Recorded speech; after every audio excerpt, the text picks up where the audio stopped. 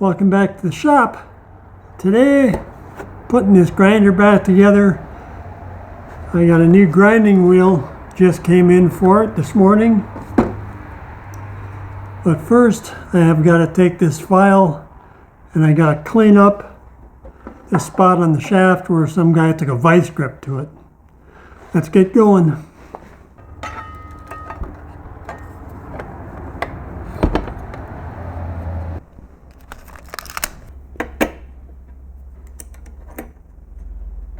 May wind up getting me a new switch. This one is not in the greatest shape. And you'll notice they didn't actually tap the case. Instead, they just use these cheap shit little clamp connectors here.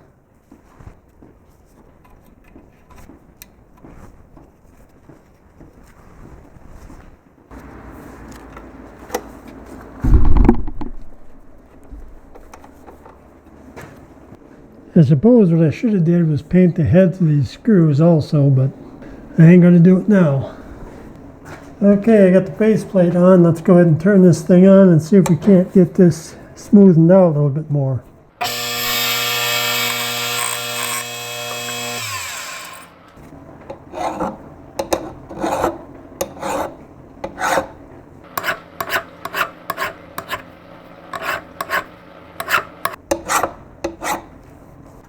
Well, it ain't perfect, but it's better than it was.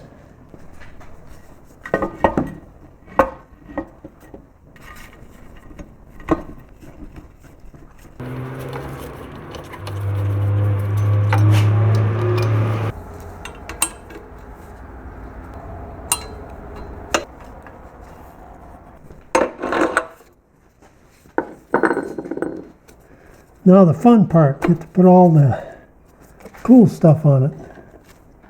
This is a 36 grit wheel, so it's quite the contrast to the new one I bought.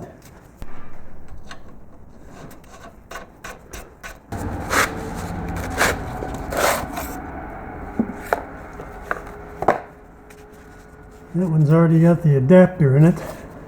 This is an aluminum oxide wheel.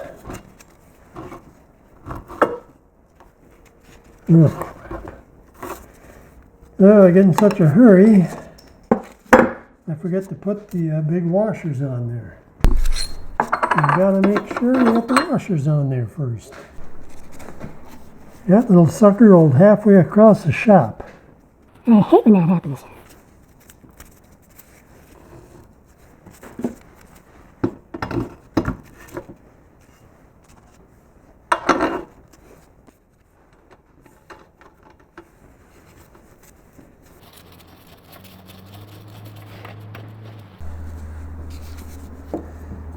Let's try this piece of plastic.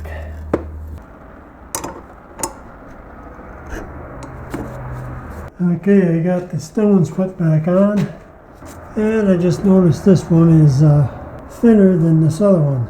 This other one on the other side, the old one must be an inch thick, but this one's only 3/4. Oh, and in case you're wondering, yes, I did unplug it before I started messing around. Always unplug it first. Now we've got the sides to put on.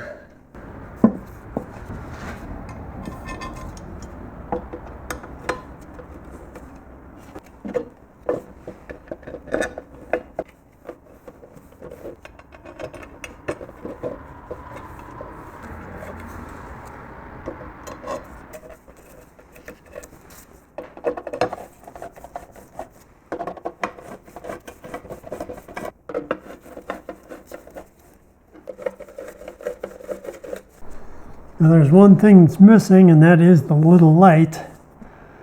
I've got it sanded, but now it's too damn cold to paint it because I forgot to paint it the day that I did it, so it'll have to be put back together without the light for right now.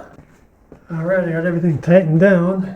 Let's go ahead and turn it on and see what kind of bouncing it does.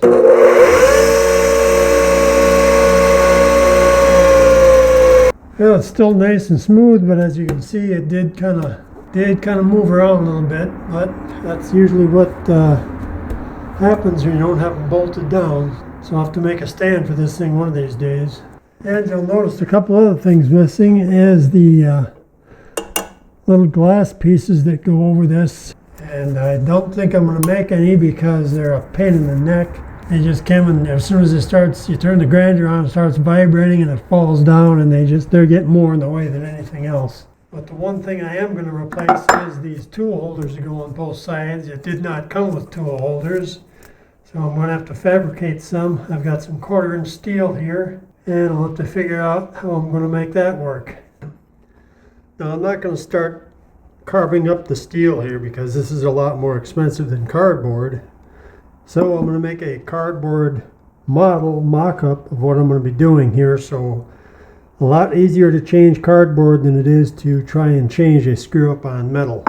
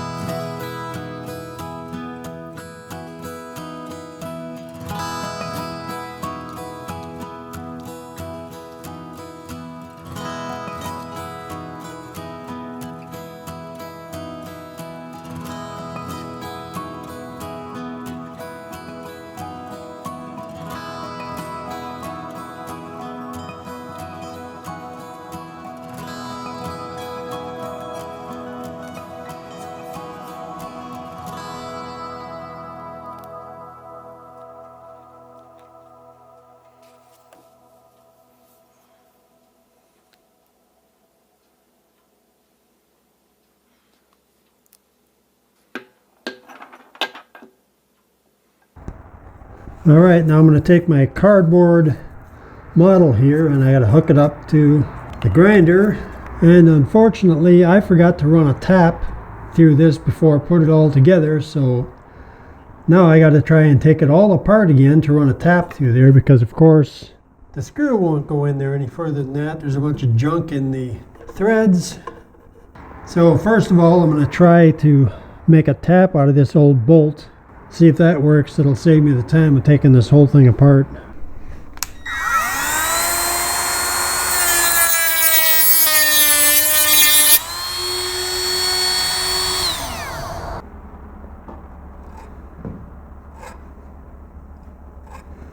Okay, let's see if this works.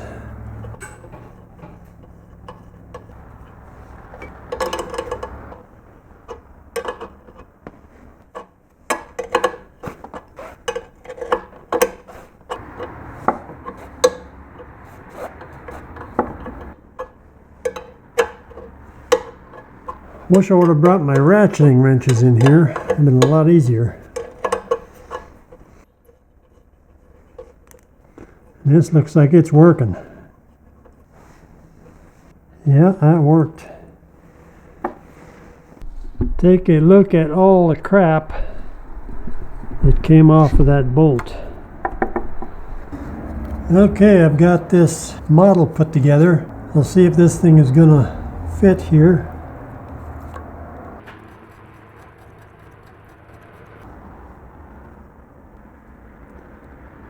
Actually, it looks like that actually should work quite well.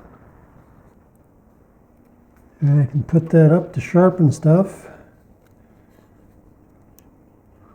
Put it down the other way to sharpen stuff. Even looks like I can shorten up that gap there. I don't think I need it that far out.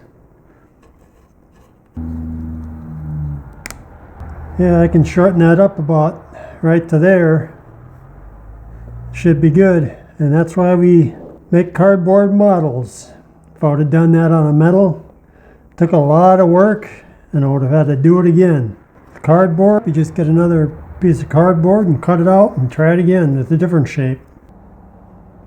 Alright, I've got my 1/4 inch piece of steel. I can easily get 2 tool rests made out of this thing.